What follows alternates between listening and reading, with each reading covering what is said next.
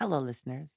I'm your host, Amara, and this is Black Girl Gone, a true crime podcast.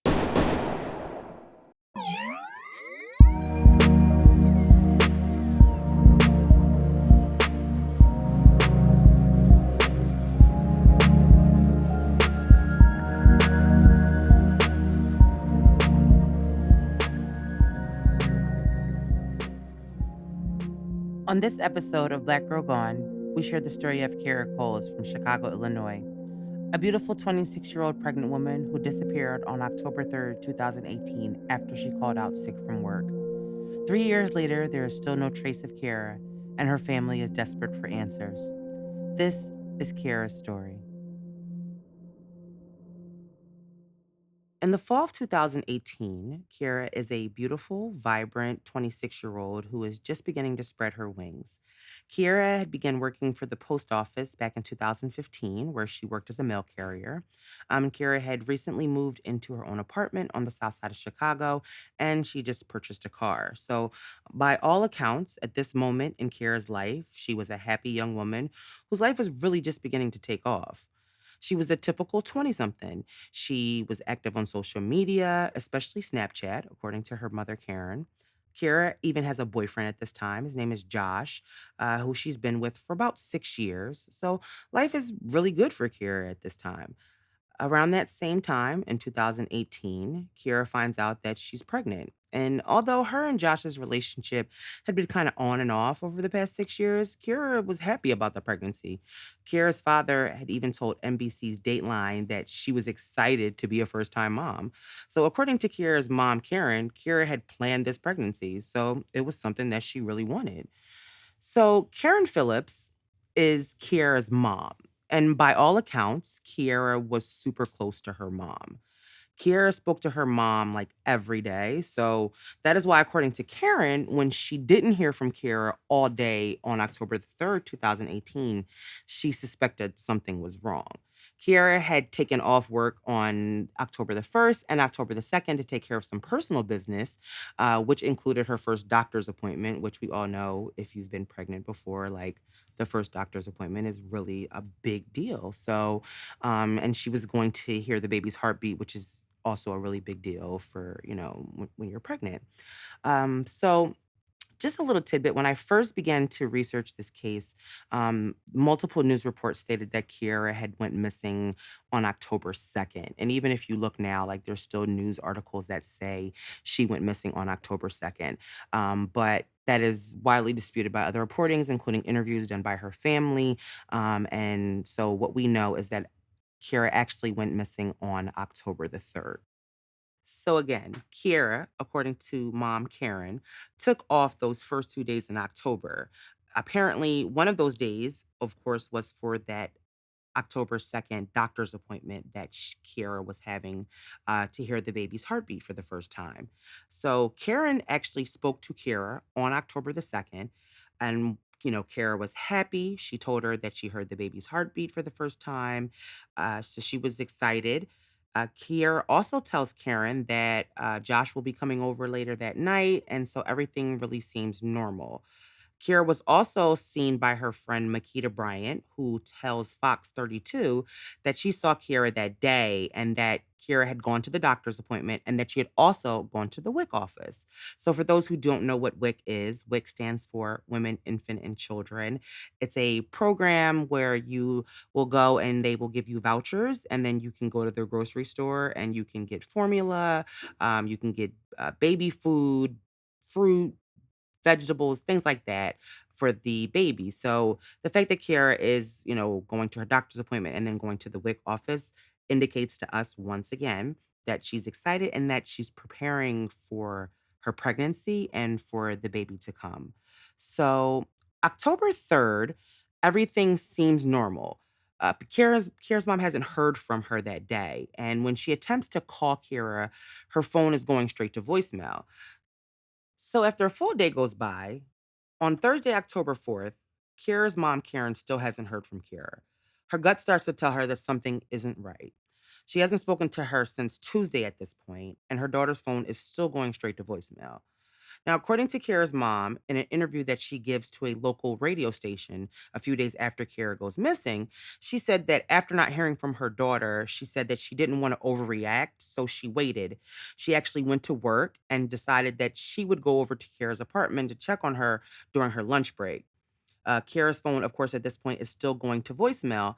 But when Karen arrives at Kara's apartment, she sees her car parked outside. This gives Karen a little bit of, solace, a little makes her feel a little bit better for the moment because she saw her car outside. So Karen decides she's going to go back to work, and continue to call Kara's phone and see what happens from there. So she does just that. She goes back to work. She continues to call Kira's phone. Kira's phone continues to go to voicemail. At this point, she starts to realize that Kira hasn't posted on her social media accounts. So, like we said earlier, Kira was very active on social media, especially her Snapchat. So, her mom at this point is starting to realize that there's like no way that even if Kira's phone was broken, what she started to think may be a possibility that she would go this long without contacting her. Karen said that Kira would have called her from someone else's phone at this point and said, "Hey, mom, like my phone is broken." So the fact that she hasn't done this means that something is clearly wrong and Karen is getting worried. At some point that day, Karen calls Kara's job. And this is when she finds out that Kara didn't report to work on October the 3rd. They tell Kara's mom that Kara called out on the 3rd, stating that she was sick and that she didn't report to work on the 4th. And I know you're thinking, well, was that really Kiera? Was it someone else calling out for Kiera? But according to Kara's mom, the post office says that it was definitely Kiera. Karen also calls Josh, Kara's boyfriend, and Kara's boyfriend's like, I have not spoken to her, I have not seen her, and so this is when panic sets in. Um, Kara's mom contacts the Chicago PD on Thursday, October the 4th, and asks them to meet them at her daughter's house to do a welfare check. So they meet Karen at Kara's apartment, and when they enter Kara's apartment, the apartment is empty. Now, once again, the reporting says different things. I've saw reporting that said when they entered the apartment, her purse was inside. I've seen, reporting saying that, they found her phone inside. But that seems to all kind of be disputed. There's also um, reporting that says that after the police entered Kiara's apartment, they did kind of a preliminary search around the apartment building and found her car. And that's when they kind of knew that something was wrong. But according to Kiara's mom had already saw the car in front of the apartment building. So the police couldn't have discovered the car. Kiara's mom would have told them, hey, her car is parked outside. So, that's a little bit of kind of the reporting in the story that's kind of, if you're looking this up on your own, is kind of a little janky. So another piece of janky reporting is that the cops are the ones who find Kiara's purse and phone in her car on the front seat. But that's actually not true. Kiara's mom finds Kiara's purse. So during that interview that her girlfriend Makita gives to Fox 32, her family actually locates the purse and has the purse with them and is putting it into a plastic bag for evidence. So they actually had just found uh, Kiara's purse when the news was there, and what they found was Kiara's phone. So what they already knew was that Kiara didn't leave on her own, and with the finding of the phone, that was just confirmation. So police had launched an investigation into Kiara's disappearance. Because she was 3 months pregnant, they classified her as a high risk missing person. And Kiara's family immediately started to search all over Chicago for her. They began to knock on doors. They began to ask anybody, had they seen anything? Had they heard anything? They created missing persons flyers and they began to pass them out all over the neighborhood that Kiara lived in. Soon after Kiara is reported missing, a neighbor's surveillance camera captures what appears to be the last known images of Kiara. At this point, Kara has been missing for over a week, but a neighbor's surveillance video is released to the public.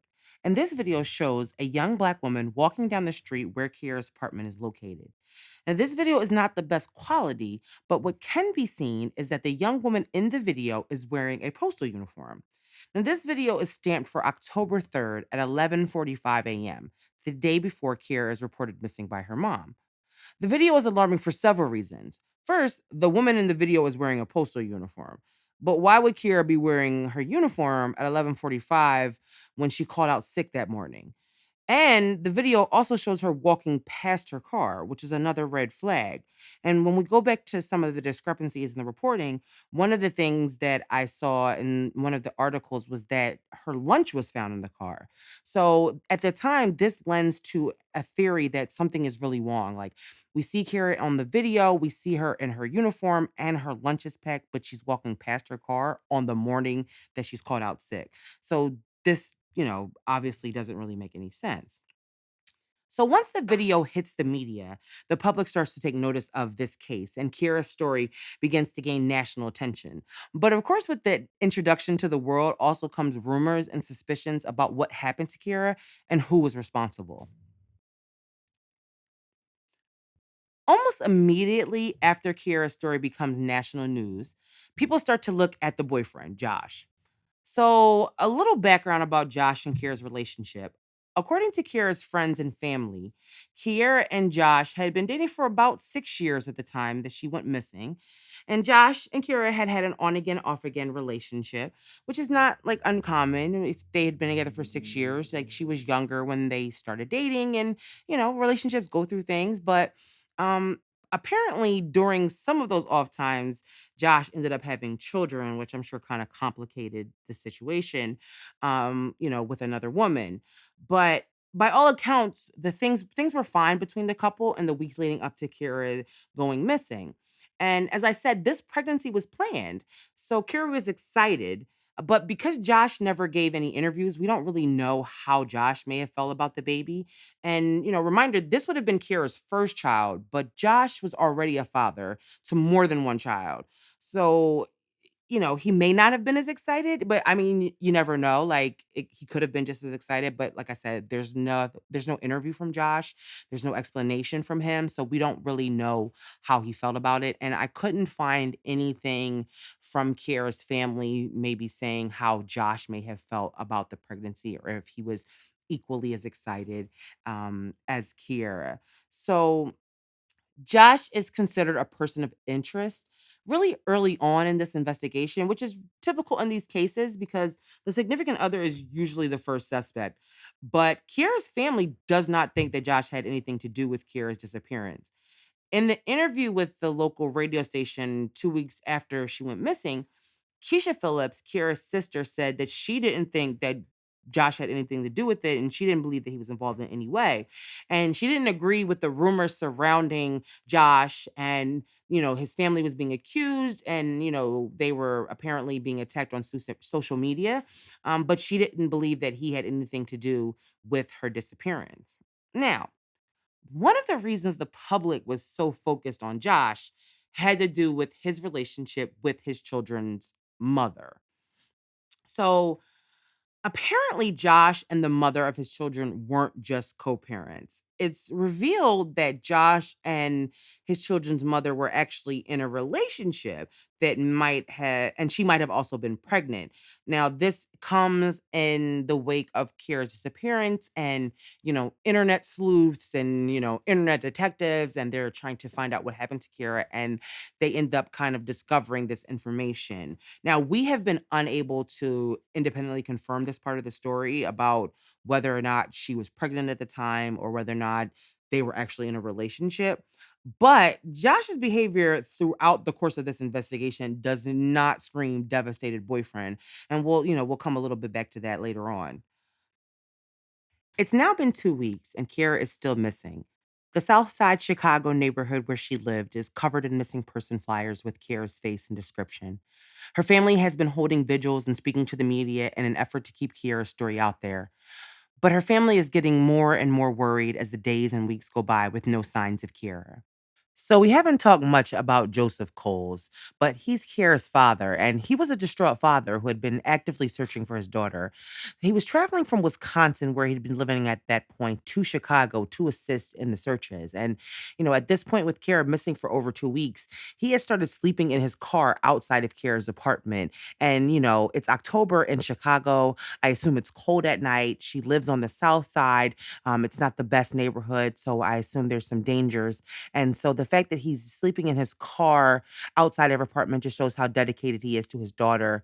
And her apartment was the last place that she was known to be seen. And I believe that he wanted to be close to where she was last seen. So on October 18th, police make an announcement in the case. They say that they are now suspecting that foul play was involved in Kira's disappearance. Now, reporting in the Associated Press quotes the Chicago PD as saying, based on the length of time of Kira's disappearance and the fact that she has fallen off the grid, police suspect possible foul play. We continue to get leads and are following up diligently on those leads. But in mid October, 2 days before police released that statement, Kira's mom spoke to local ABC Chicago station WLS. And she said that, quote, it's possible that she became overwhelmed by everything that was going on in her life. And she said that her daughter had just recently moved into that apartment. She goes on to say, maybe something did happen where she was overcome with a lot. When you were pregnant, you were emotional, she said. She said, I want to say that she just went somewhere. I didn't want to tell nobody. And she didn't want to tell nobody. And then she will come home. But I don't feel that, Karen Phillips said. So now, this revelation, 2 weeks after Kira's disappearance, reveals that perhaps everything wasn't great in Kira's life and that maybe she did have a reason to leave on her own, and that maybe was an option. But however, kind of don't feel that way because I think at this point, Karen is just an emotional mom who can't find her daughter. And I think she wanted to introduce the idea that Kira left on her own as a way to ease her own pain. It wasn't a way to introduce a different theory. And I would, because the alternative was that Kira was taken. And although I've never been through this situation, I would assume that it's easier to believe that she willingly left on her own because she was stressed out about life and she's okay somewhere else versus the other option, which is that something bad happened to her and that's why you haven't heard from her. It's also important to understand that no one else is saying this at this time. Kira's father isn't saying this, Kira's sister isn't saying this, no one else is saying this, and that's, lends more to the theory that, her mom was really just distraught at the time that she made that statement. In the months following Kira's disappearance, police continue to search for Kira, but still there's nothing, like no trace of Kira. Kira's family during this entire time is also searching for Kira. They never give up. They're constantly passing out flyers, knocking on doors, just like they were in the days that, followed her disappearance. So in January of 2019, we're now 2 months after Kira has disappeared. And her family and coworkers hold a press conference. And this is, part of their long efforts of getting people to hear Kira's story and getting in front of the media. So a lot of people spoke at that press conference, but Kira's mom speaks at that press conference, and what Karen reveals is that Josh, Kira's boyfriend and the father of Kira's unborn child, was not cooperating with police. Now, this revelation would only lend to the theory that Josh had something to do with her disappearance because why else would you not help police find Kiera? Like, despite all of this, him not helping her, the suspicion that he may have another relationship and another woman pregnant, Josh is still not a suspect at this time. So in March 2019, we are now fast forwarding, it's now 5 months after Kira was last seen. And the police are releasing new information regarding the disappearance of Kira. Now, at this time, Kira would have been 8 months pregnant. She was due in April. And so, as these months are approaching, her family is experiencing a new desperation because they know that the baby that Kira was pregnant with, is should be due soon. So NBC News reports that police have now narrowed down a person of interest in the case. Previous to the police releasing this information, they had been really tight-lipped regarding the case. Like, there's been no information. They have not listed a suspect. They have not given a theory about what may have happened to Kiera. So this is a big revelation coming from the police that they have narrowed down a person of interest. Police say that in the months following Kiera's disappearance, that they have searched in and around the city of Chicago, but there has been, quote, no signs of life since Kiera was last seen. So what the police say about the person of interest is this, quote, we have a pretty good idea of what transpired. Now it's a matter of finding evidence. We are now out of the opinion business. We are basing everything we do on fact and evidence. A detective's personal opinion, quite frankly, doesn't matter. And then he goes on to say a minimum of 2 or 3 people of interest who were last seen with Kiera are the people of interest. So I'm like 2 or 3 people because we knew that Josh was a person of interest, but who are the other people? So he goes on to say, we've narrowed down our group here to a personal associate of hers, a friend who was one of the last people to see her. And then he says, we haven't found her yet, and that puts us in a difficult position. So he never goes on to say who the people are, what their association with Kira is, and the reasons that he is giving is because Kira is a missing person and they don't want to do anything to jeopardize the investigation if Kira is in fact still alive. Now, what's interesting about this quote is that this quote is pulled from a news article, but it is credited as being from a Dateline episode. Now, I cannot find a clip of this Dateline episode, so I really don't know what context the police officer is speaking in when he says we're out of the opinion business. Like, there's no, I'm literally just pulling quotes from the article because I cannot find this Dateline episode anywhere. So the statements that the police give initially give Kira's family a renewed hope that finally they're going to get some answers about what happened to Kira or who was involved or something.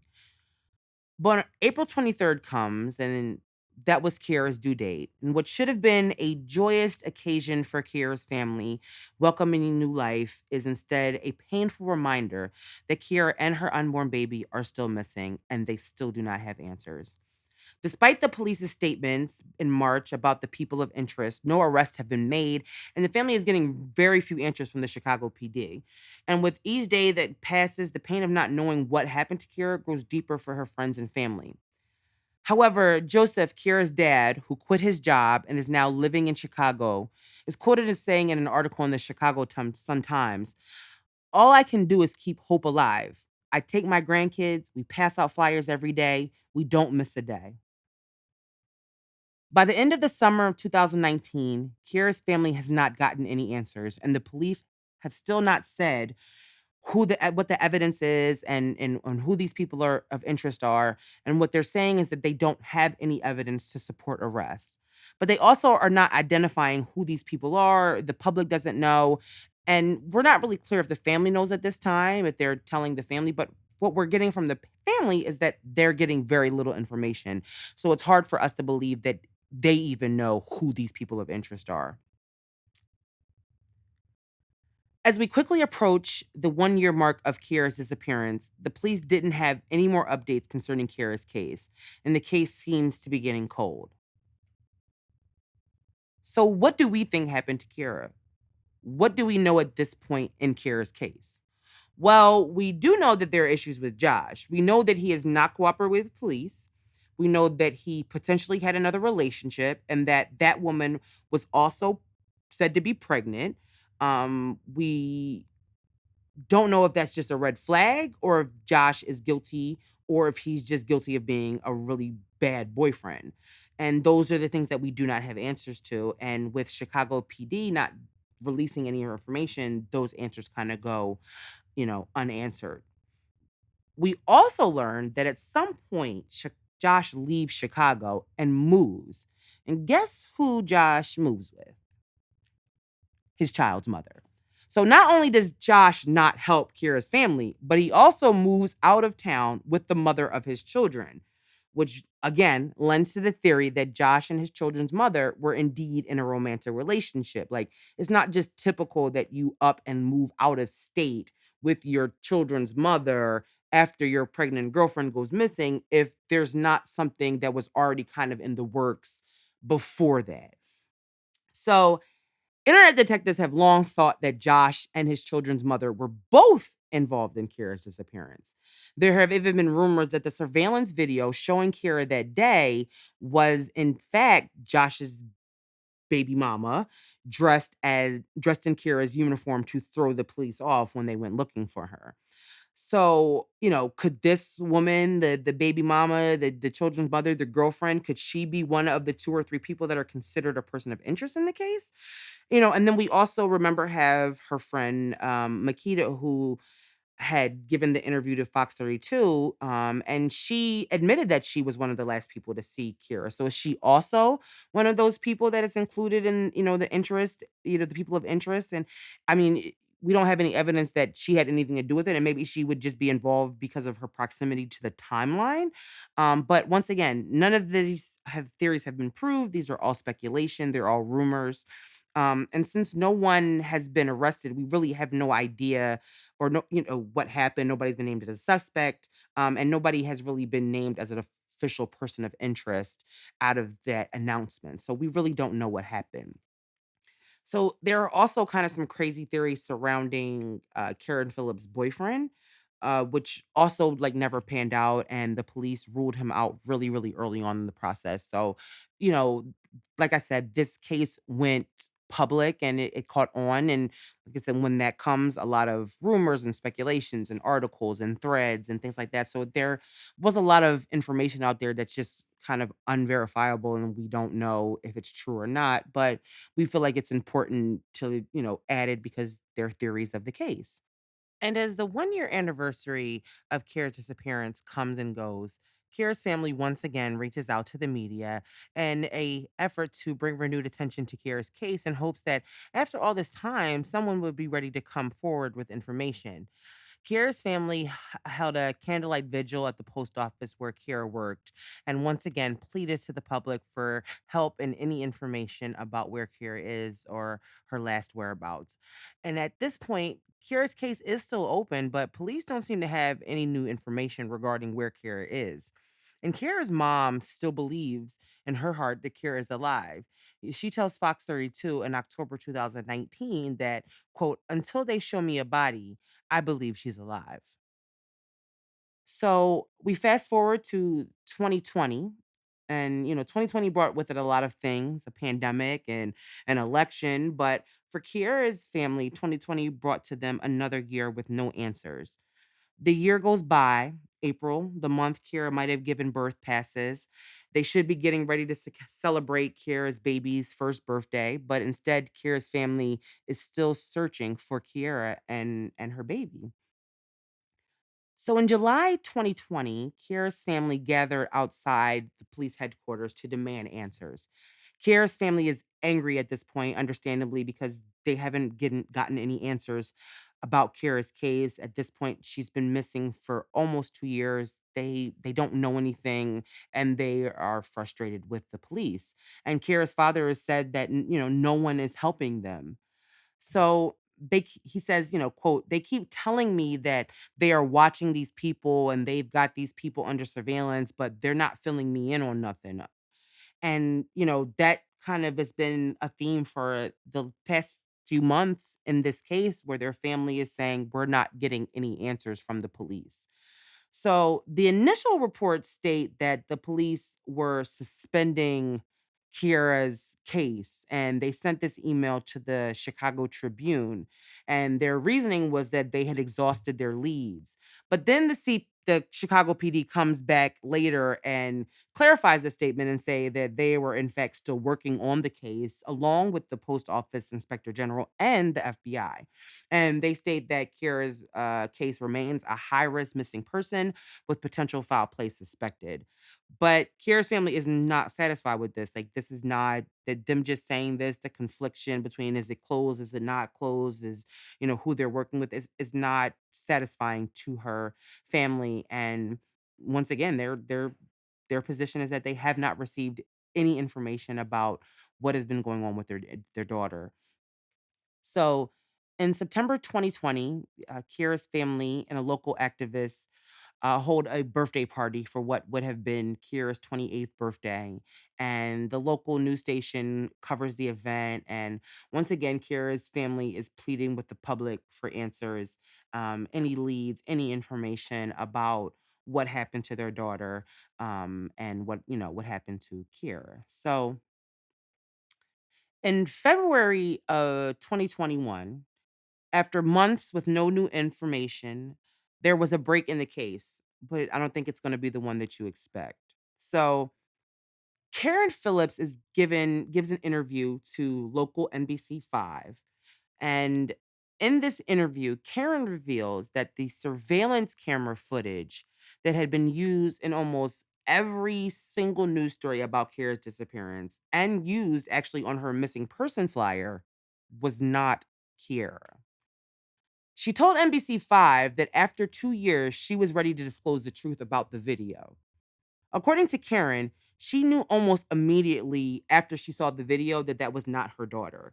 Apparently, in the days after Kiera's disappearance, NBC Chicago's Regina Waldrop said that she was in the neighborhood knocking on doors when someone like yelled out to her and was like, "Hey, my husband has something." And when she met with the husband, he shows her the video and he tells her like, this is Kiera on this video." And at the time, she's thinking, okay, this is going to be a huge break in the case. Everybody thought that, especially when it went viral. Like this is a big break. This is a lead. We see her on surveillance camera. So Karen again tells NBC5 that the night that she received the video, she said she kept looking at it over and over again, and she knew that something wasn't right. Karen stated that the woman in the video didn't walk like her daughter, and that Kira was smaller and shorter than the young woman that was in the video.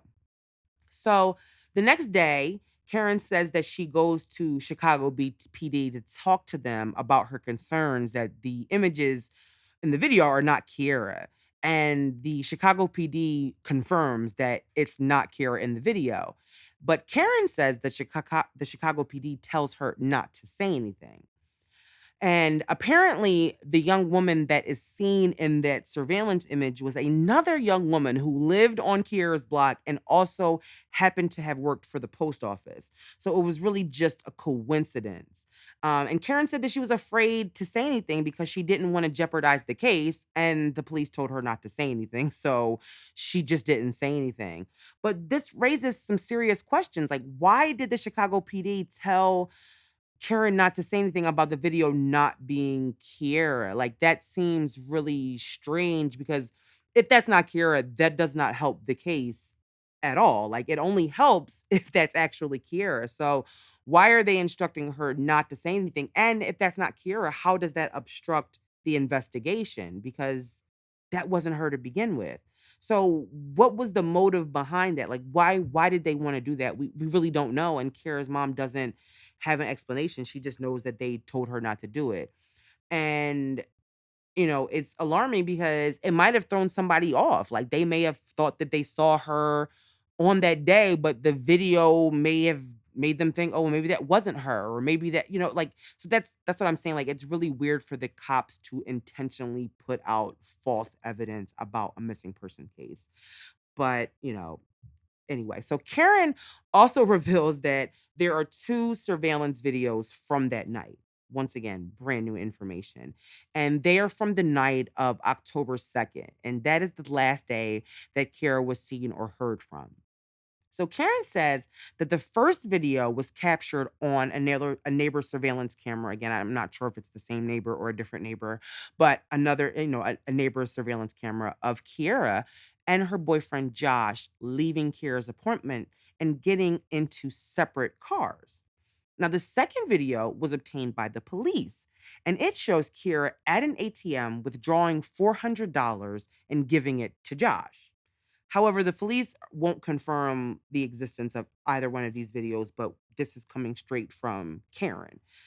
Karen also reveals that Kira had gotten into a fight with the mother of Josh's other children and was banned from Josh's house, which is once again weird. So, you know, this is new information because up until, you know, we heard from them at the press conference about him not cooperating. They had previously been defending him. Her parents seemed to have liked him. Her family seemed to have liked him. So to know that he was banning his girlfriend from his house over a fight that he had with his children's mother, that's really weird. And it's just, one of the many weird things about Josh and how uncooperative he is and his behavior following Kira's disappearance. And, earlier we said that his behavior was, less than a concerned boyfriend. And this just is one more of those instances in which he was not a concerned boyfriend. So Karen says that Josh didn't not only speak to police, but he never helped in the search for his pregnant girlfriend of 6 years. So we discover that Josh ended up moving to Louisiana in this interview that she gives. But, once again, he didn't talk to police. He wasn't cooperative. He didn't assist in the search of his pregnant girlfriend. And then he moves to Louisiana with his children's mother.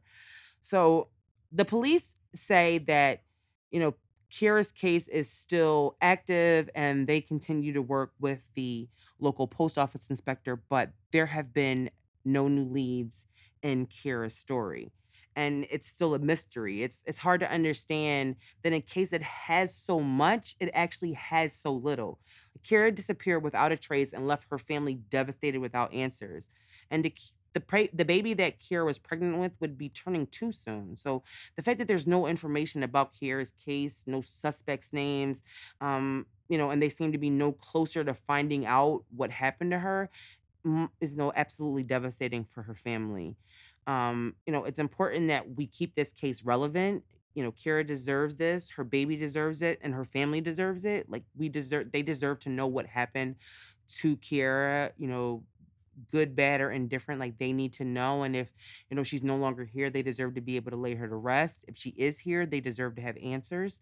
So, we wanted to highlight this story and tell Kira's story in the hopes that somebody out there listening knows something, saw something, knows somebody that knows something, and, after all of this time feels compelled to come forward and, say something. So, Kira is 5 foot 4 inches tall. At the time of her disappearance, she weighed 125 pounds. She has a heart tattoo on her right hand and another one that says Lucky Libra on her back. She was 3 months pregnant when she disappeared. And if you have any information about Kira, please contact the Chicago PD, the Post Office Inspector General's office, or the FBI. Thank you for listening to this week's episode. Be sure to subscribe to our podcast, like us on Facebook, and follow us on Instagram at Black Girl Gone Podcast. Remember, in honor of our premiere, there are 2 more episodes already available.